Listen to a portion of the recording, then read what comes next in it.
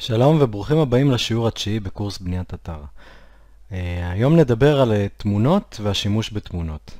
עכשיו, ישנם שני סוגי תמונות עיקריים שאנחנו נשתמש בהם באתר. הראשון זה JPEG והשני זה PNG. JPEG זה קובץ תמונה מקובץ. בקובץ הזה אנחנו נוותר על מעט איכות של התמונה בתמורה להקטנה משמעותית של המשקל שהיא תופסת. המשקל שהיא תופסת ישפיע על כמה זמן ייקח לטעון אותה מהשארת אחסון כדי להציג אותה לגולש. השאיפה שלנו באתרים היא שהתמונות ובכלל כל מה שאנחנו שמים יתפוס כמה שפחות משקל, ככה שהאתר יגיב כמה שיותר מהר. הקובץ השני, שזה PNG, הוא בדרך כלל יהיה קובץ גדול יותר מה-JPEG, כאילו לאותו גודל של תמונה. ההבדל הוא שהפורמט PNG מאפשר לנו תמונה עם רקע שקוף. רקע שקוף לתמונה חשוב לנו בעיקר בתמונות הלוגו, אבל יש עוד מקרים רבים שנרצה בהם תמונה שקופה, וזה כשנשתמש בתמונות בסליידרים, או כתמונה על תמונה אחרת. מאיפה נוכל להשיג תמונות לאתר? חשוב שנדע שלא כדאי להשתמש בתמונות שמצאנו בגוגל.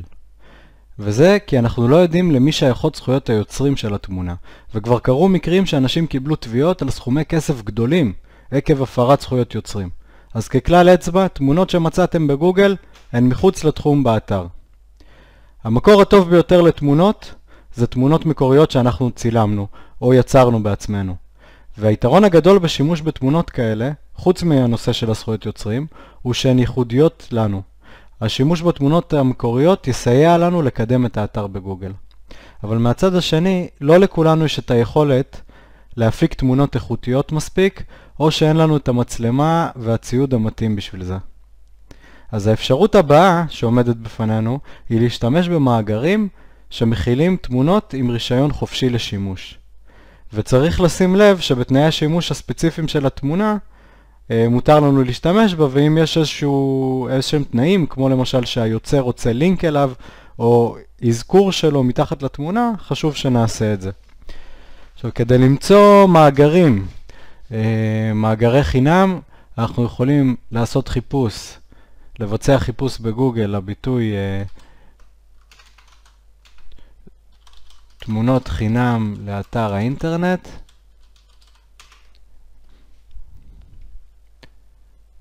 פה אתם תמצאו תוצאה של דיגיטל פורס, תיכנסו אליה, וכאן במאמר הזה יש כמה קישורים לאתרים שדרכם אפשר למצוא תמונות בחינם. אני ממליץ לכם להתחיל מהפוטופין. הנה, זה. כאן תיפתח תיבת חיפוש, ואם למשל אני רוצה תמונות של ים, אני ארשום פה C, לחץ Enter ויצאו פה תמונות. עכשיו אתם רואים, כאילו כמובן שהם חינמים והם נותנים אבל גם אפשרות לתמונות בתשלום. בדרך כלל אתם תראו שהתמונות היותר יפות ומקצועיות הן בתשלום, הן לא חינמיות. וכאן אנחנו יכולים לראות כל התמונות האלה, שזה גם תמונות יפות. אנחנו יכולים להשתמש בהם באתר שלנו בלי לדאוג יותר מדי מזכויות יוצרים. מאגרי תמונות חינם ישמשו אותנו בעיקר כשאנחנו רוצים להוסיף תמונה לפוסט או מאמר שכתבנו, אבל לעיצוב האתר עצמו ולתמונה הראשית של האתר, בדרך כלל אנחנו נפנה למאגר תמונות בתשלום כדי למצוא תמונות איכותיות יותר.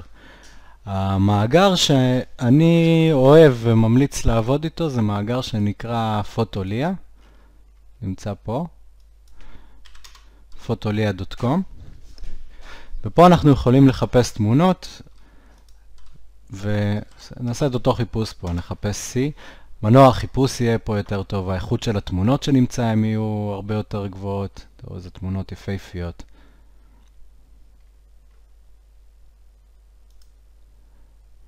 וכאן, אוקיי, פה נתחיל לגעת גם בנושא גודל התמונה.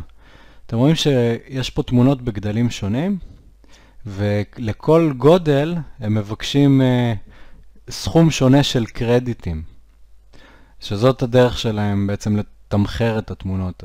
אנחנו קונים חבילת קרדיטים, וזה כמות הקרדיטים שתעלה התמונה בגודל הכי קטן, ובגודל הכי גדול זה 100 קרדיטים. עכשיו הגודל, אם אני אסתכל פה על התמונה הזאת, זה הגודל הכי קטן. 430 בערך. אני יכול ללחוץ פה על Inspect Element, קליק ימני Inspect, ואני יכול לראות מה השטח של התיבה הזו. אתם רואים? התמונה הזאת מופיעה כרגע 500 על 313 פיקסלים, שזה פחות או יותר כמו זה. ככה שאפשר להבין את הפרופורציה. אם אנחנו רוצים תמונה שהיא תתאים לנו לכאן, אנחנו נצטרך תמונה גדולה יותר. משהו באזור של המדיום או של הלארג'. ואחר כך להתאים אותה בדיוק לגודל שאנחנו צריכים.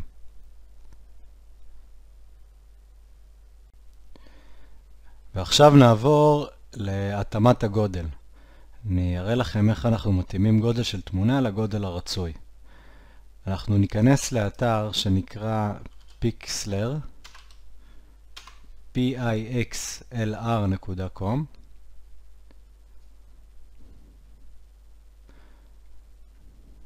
וכאן יש לנו את הפיקסלר אדיטור, נפעיל אותו.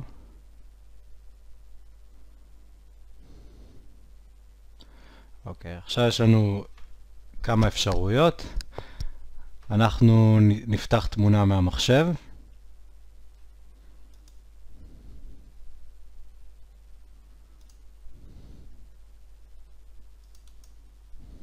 ניקח את התמונה הזו שהורדתי קודם, שהיא תמונה מאוד גדולה. אוקיי, נפתחה. עכשיו יש לי פה תפריט שנקרא Image, ומכאן Image Size. אתם רואים שהגודל של התמונה הזו זה 4000 פיקסלים רוחב על 2666 גובה. עכשיו, התמונה שאני רציתי לחתוך, אני כבר עשיתי את זה, אבל אתם רואים אותה פה. עכשיו, הרוחב של המסך הזה הוא בסביבות 1280, אבל כדאי לנו להכין את האתרים לרוחב של HD, שזה רוחב 1920. אז אני אחתוך את התמונה הזו לפי הרוחב הזה. אני אשנה פה את ה-4000 ל-1920. אתם רואים שהגובה השתנה באופן פרופורציונלי, וזה חשוב כי אנחנו רוצים שזה ישתנה באופן פרופורציונלי כדי לא לעוות את התמונה. נלחץ על OK. הנה התמונה החדשה. כרגע היא נראית קצת קטנה כי אנחנו מסתכלים עליה בזום אאוט. אתם רואים 1920, 1280, זו התמונה.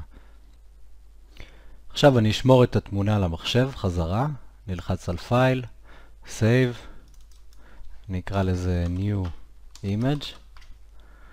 וטיפ בשבילכם, תמיד תקראו לקבצים ותמונות שהולכים להגיע לאתר בשמות באנגלית, אותיות קטנות, בלי רווחים. במקום רווחים תשימו מקפים, כי מניסיון זה משהו שיחסוך לכם בעיות בעתיד, כל מיני נושאים של תאימות. קבצים שיהיו באנגלית.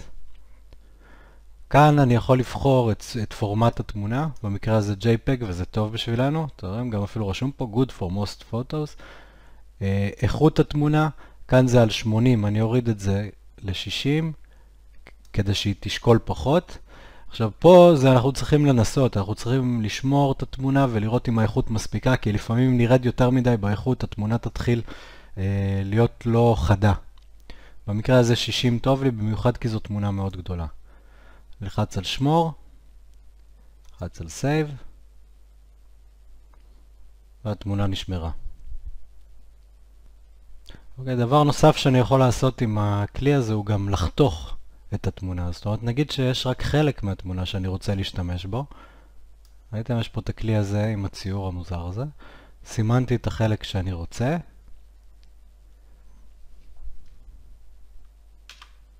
לחצתי Enter. אתם רואים, עכשיו התמונה מכילה רק את החלק שבחרתי. ואני יכול לשמור את זה כתמונה חדשה. נקרא לזה Sliced Image. באותו סיפור אני אוריד את האיכות לרמה של 60. ולחץ אוקיי. אוקיי. זה השימוש בכלי הזה. יש עוד פה דברים מגניבים שאפשר לעשות, אבל לצרכים שלנו כרגע זה הכל. עכשיו יש דבר נוסף שהוא אופציונלי, אבל אני ממליץ לכם לעשות אותו, שזה להיכנס לאתר שנקרא פנדה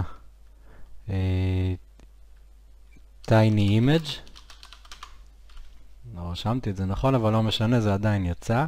tinypng.com. אתם רואים? זה משמש אותנו כדי לקבץ עוד קצת את התמונות. אני אגרור את התמונה החדשה שיצרתי, את ה-New Image, לכאן. אתם רואים, היא הייתה 220 קילובייט, שזה הרבה יחסית לתמונה, והיא ירדה ל-173, בלי לאבד איכות. אוקיי? ועכשיו אני יכול לשמור אותה, ללחוץ פה על דאונלוד ולשמור אותה לאותו מקום, במקום התמונה הקודמת, ככה שכשאני אעלה אותה לאתר, היא תשקול עוד פחות. עכשיו נניח ואני רוצה להוסיף לוגו או תמונה אחרת על התמונה הזו. אני יכול לעשות את זה בעזרת שימוש בתפריט Layer, Open Image as Layer. Layer זו שכבה של התמונה. אני עכשיו אקח את הלוגו של וובי. זו לא הייתה בחירה כל כך מוצלחת, כי הלוגו כהה והתמונה כהה, אבל רק בשביל ההדגמה זה בסדר. אתם רואים, אני יכול, הבאתי את זה, עכשיו זה מופיע כלייר נוסף, שזה כאן. ואני יכול לגרור אותו ולהזיז אותו לכל מקום.